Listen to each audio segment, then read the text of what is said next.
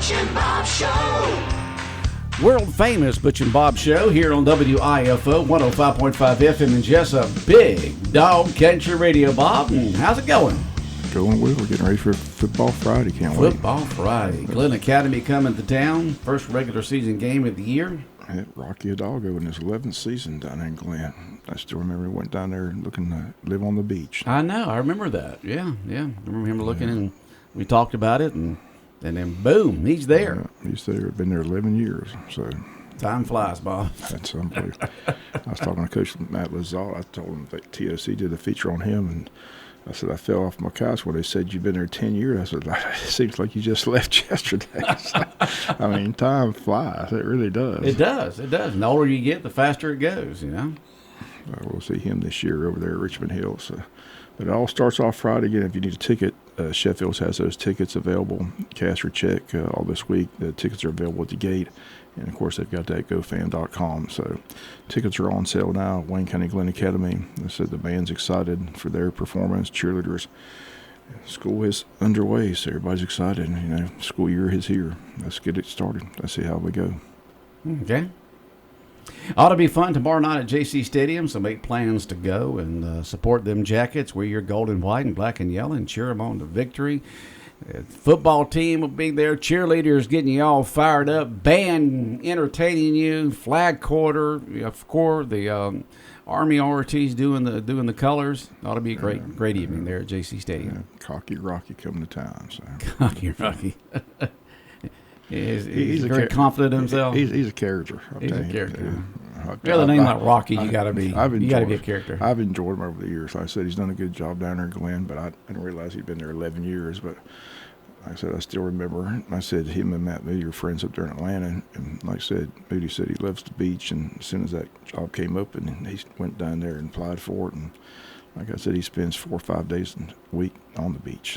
So didn't you say that Glen Academy dropped the division from 6 to 5A? Right, they're down to 5A, right. I guess that, they kind of reclassified everything, kind of moved the numbers around. It doesn't mean they have less students. It just means that, they did a little revision this year, and I think they cut out the 7A. They did something. They moved things around. 7A's gone. 7A's gone, yeah. So I just wish we were in that 5A region with Glen and Brunswick and Effingham, South Effingham, Statesboro. It's a nice region to be in. So we wouldn't have to travel. We've got to have a few more students. We can play up, though. You can never play down, but you can play up. We could have played up. Right. That would have been a good thing to do, smart thing to do, but we didn't do it. So we got to drive to Warner Robins and Perry and play in this tough football region. So Brunswick and Glen Academy is no pushovers. Who else did you say was in that region? I'd rather play Glen than Warner Robins. I'd rather play Brunswick than Ware. They got 4 of the teams in the top 10 preseason. I know, 4 teams really, in the top 10 in our... Really, the top 7 if you look at the standings. I mean... Sheesh. That's a loaded... That's loaded. If that's not the toughest region in the state in football... I know. 4 teams in our region are in the top 7. And they've all won state titles in recent years. Yeah, in recent years, yeah. So. But it is what it is. It is what it is. You got to suffer for 2 years and get out of it. But I'm just dreading that trip to Warner Robins.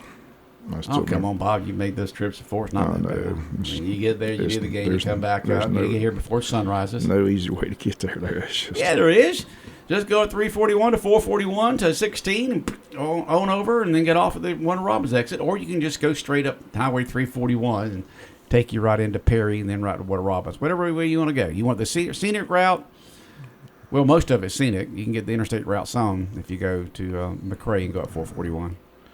I've told that story before. You go to Warner Robins and you see a Taj Mahal football stadium, and then to the left there's a cornfield for a baseball field. You can see where their priorities are. Exactly. And baseball, yeah, we got a few players. We played in that cornfield. Jeez. I've seen a lot of things in my time, but I'll never forget the first time we played Warner Robins baseball. And I think it was Luke Boykin came to the plate, and he ripped the ball right over the third baseman's head. The third baseman called timeout, went in the dugout, and got a hard hat and played the rest of the game with a helmet. And they said, "What are you doing?" I ain't never seen a boy hit a ball that hard in my life. I protected my noggin. I've never seen a kid at third base wear a batting helmet. I didn't have it either. Just when you think you That's saw right. everything. Just when you think you see it all, you Yeah. just see things you. Oh, boy. But they don't really care about baseball, Warner Robins. It's amazing that Pierce and Appling are ranked number One one and and two. number two. Yeah. They're in the same region. They're ranked number one and number two. They're, basically right next to each other in counties almost. And that's just amazing. It's going to be interesting. That Ware Appling game right off the bat in Baxley Friday night. That'll be interesting. Two teams we play. I said Appling ranked 2 in AA, but Ware County, a very strong team in Quad A. So, but that'll be a battle Friday night over in Baxley. Mm-hmm. So, but Friday Night Lights is here. I say Coach Moore's excited. I said we wish him well. Glad he's here. I said I was telling somebody today, people say, how are you going to win? I said, it's all about continuity. I said, you look at all the athletic teams in Wayne County, the coaches that have remained here and have stability win. Look at Kayla Hobbs, women's basketball wins, volleyball wins. Coach McDonald's been here 12, 15 years, baseball wins. Cole Brogdon, I mean, you have to have continuity in the program. You don't have continuity. When Coach Broadhead was here, look how well the cross-country team did. He was, Right. It's all about continuity. You can't have constant turnover. And I said, you look at the last 20 years of Wayne County football, the longest term tenured coach is probably, 5 years at the most. I mean, it's just constant turnover for the last 20 years. So it's hard to build a program like that and win consistently when you don't have consistency. Well, we thought we were going to have one for a long time, but then he left because he Right. didn't see the commitment to the football program exactly. from the school board. I mean, just According to what we've heard. I don't know the facts. well, on I've that. talked to the coach personally. I mean, like I said, they asked him point blank what was his number one thing they needed. It was a weight room. When he found out there was no money for a weight room, he said, I'll see y'all later. So, And tell folks which coach that was? Jay Beauchamp. J-Bone. Okay. One that was here for 2 years. But they said those meetings never took place. We didn't discuss athletics. We got recordings of it. I'm How just- far you want to go I'm just- back? I'm just We telling got you. recordings of all what was I'm said. just telling you, I got to go back to that school board meeting. Sharon Daniel made a statement. I just shook my head. I know this is, she said, the football, where the football field is, they built the track in the 100-yard field. But before that, they had a 60-yard field and a 40-yard field. Right. And she made the statement that the coach at that time requested that. Do you know any football coach in their right mind? No, he was told that because that's all the land they had. Yeah, that's the most absurd thing. I mean, but she said it like it was gospel at the meeting. I'm shaking wasn't my gospel. head like, what is she talking about? Football coach is going to want a whole 100-yard field to get the right plays in. And hats off to Tater Yarborough for getting on her about the track. He said the lights have been turned on twice. He said that's the biggest waste. And she keeps saying they're using it PE. I'm telling you, go out there every day. They do not use it for PE. Nobody's using that track. The track just sits there day after day after day after day after day. I don't know why It's the still school the board biggest waste of several money. years ago. It's the biggest waste of money ever seen in Wayne County. They've had 2 middle school track meets on there since it's been built, thanks to Jamie Knight. There's yet to be a varsity track meet on that track. They hadn't? No, there's Yeah, not. they have. They haven't done no varsity track meet. No, zero. Zero. Okay. 2 middle school track meets since it's been built. Why did the school board at that time, a few years back, decide to take those millions of dollars and put it to build this track, then refurbishing JC Stadium and doing a 6-lane track there? That's the biggest fiasco in the world. That's when Jay Brinson checked out and said, I give up. I'm done with these people. It doesn't make sense. You had an it was- opportunity it there was to a- refurbish JC right. Stadium. That's used more than any other facility in the 6-lane. county. Another statement she made was false. She said you can't hold a region track meet on a 6-lane track. They Yeah, do you it can. every day. You may not be able to do a state function track meet, but go back and somebody needs to go out and look at that track because they say they got 8 lanes, but look at the one lane. It's all messed up, and they need to come fix the outer that. lane So- or inner lane? But that was Okay. the worst decision, again, in the history of Wayne County athletics. And I don't know why they did it. I mean, Because it was a no-brainer. she demanded an 8-lane track at the high school. But that's one vote. You got 4 other the people rest, there. They went along with it. The other board members went along with it. How can you go against the football stadium and go for a track when you could still have a track there at JC Stadium? I told this story many times at Lynn Haas's funeral. After that decision was made, I still, every time I think about it, just get my blood pressure goes sky high. Mm-hmm. I saw Joe McPipkin they had a reception after Lynn Haas's funeral, and I asked Joe McPipkin, I said, how in the world could you, the one person on that board that has any athletic knowledge whatsoever, let Sharon Daniel railroad that track to the high school for 8 lanes. All you do is run the extra heat. You don't need 8 lanes. You don't need 8. But they let her do it. So, but if you, like the old saying, if you could turn back time. Well, to me, I mean, everybody wanted the principal, the coach, the athletic director. It was common sense. Redo JC Stadium, redo the track there. That's what was upsetting. The people in the know came to the board meeting and said, "This is the move." The superintendent, renovate the stadium. The coach, renovate the stadium. The track coach, renovate the stadium. But no, Sharon Daniel demanded the 8-lane track at the high school, and the rest is history. But still, that's just one vote. I'm telling you. I'm not blaming. I'm blaming the rest of that board as well. Okay, the whole thing. Well, but nothing we can do about it now. No, And now we were told February of 2023 by the current school superintendent that it would be $9 million left over from $30 million from the new e-splash that began this summer to put toward the JC Stadium or build another one. With that, you'd have to have. But now we're told there's not going to be any money for that. No money for a weight room, no money for refurbishing the JC Stadium. That's been said that we had a school board member on here that said it should be condemned. And I just don't understand things. Jay Brinson's one of my close personal friends, and I'm telling you, after that board meeting, he was just infuriated. And he was school superintendent at the time. He was the superintendent. He superintendent. He said, "I'm done with these people." He said, "That's the stupidest thing I've seen in my life." Talked to Renee Herron, who was his secretary. She'll tell you the same thing. Talked to people that know Jay Brinson. Talked to his wife. That was the dumbest thing he's ever seen in his life. And he went in there with the renovation of the stadium, track coach on board, football coach on board, superintendent saying this is the move, and the Board of Education said, "No, we're not doing that. We're going to build an 8-lane track at the high school." It just sits there day after day after day. Never is. Like I said, at least let the public use it.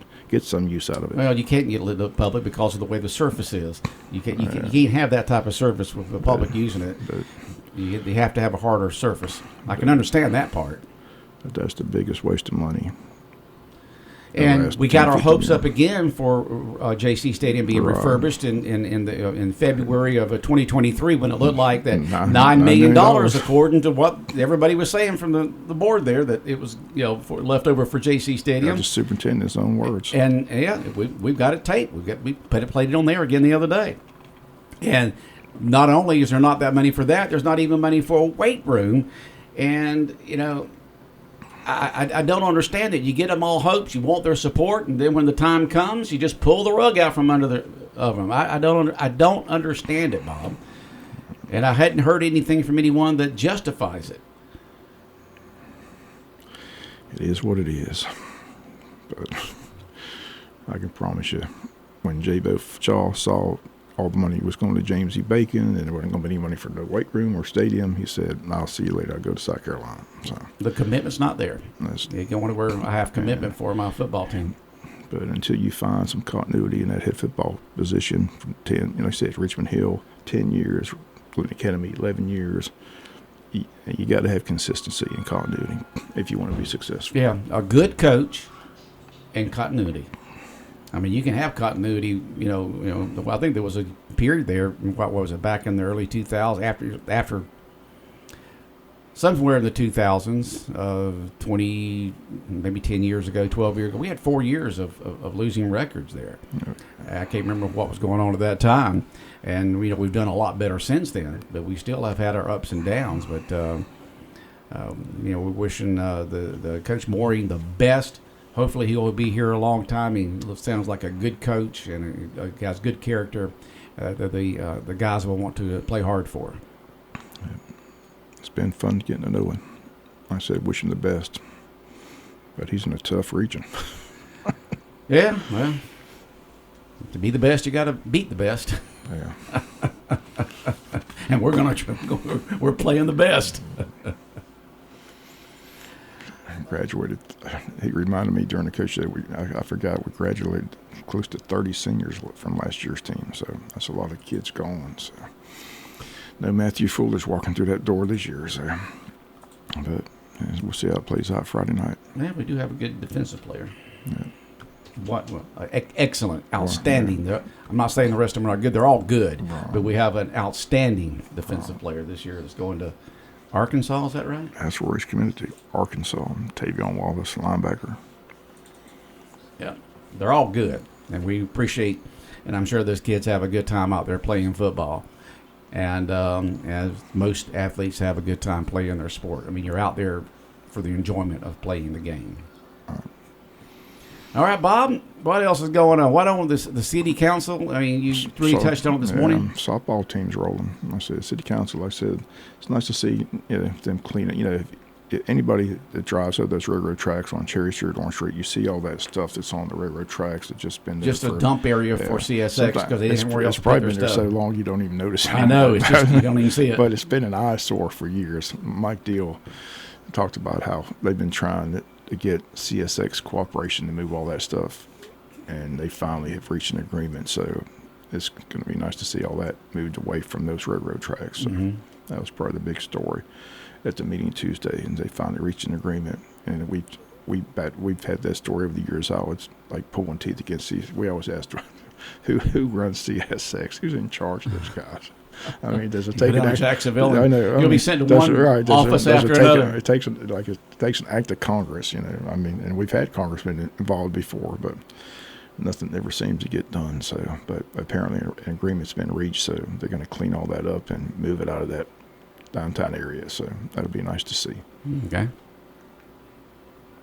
And we mentioned we had Dean here yesterday that Jesup City is taking over the Christmas parade, which makes sense. The city of Jesup with the Downtown Development Authority will be putting on the Christmas parade, passing the baton from the chamber to the city of Jesup. And Carol, the new DDA director, just left the chamber. She's been there, so she knows what she's familiar with it. So she wants to be calling the chamber all the time. How do you do this? How do you do that? Because she did it for several years here with the chamber. I'm sure it'll be a great parade, but it's just something different. The city of Jesup taking it over.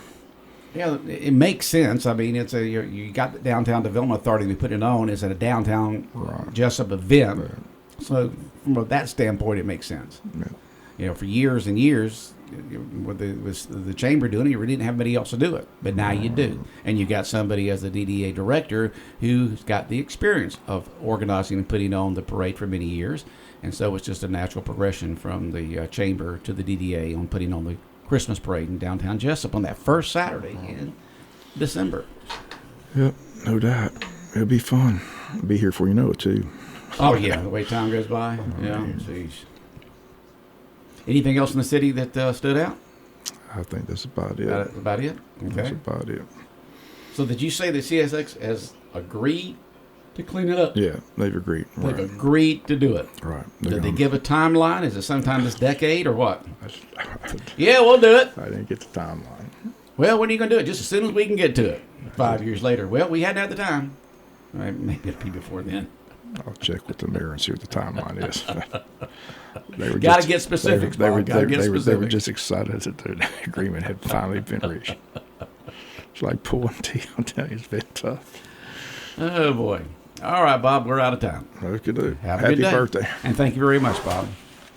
And someone just sent in a text that says, happy birthday to Aunt Stephanie. I don't know who sent that in, but it just says, happy birthday to Aunt Stephanie. That just came in. All right. Big Dog Country Radio, WIFO 105.5 FM in Jesup. The world-famous Butch and Bob show here on WIFO has been brought to you by Murphy Builder Supply and by First Southern Bank.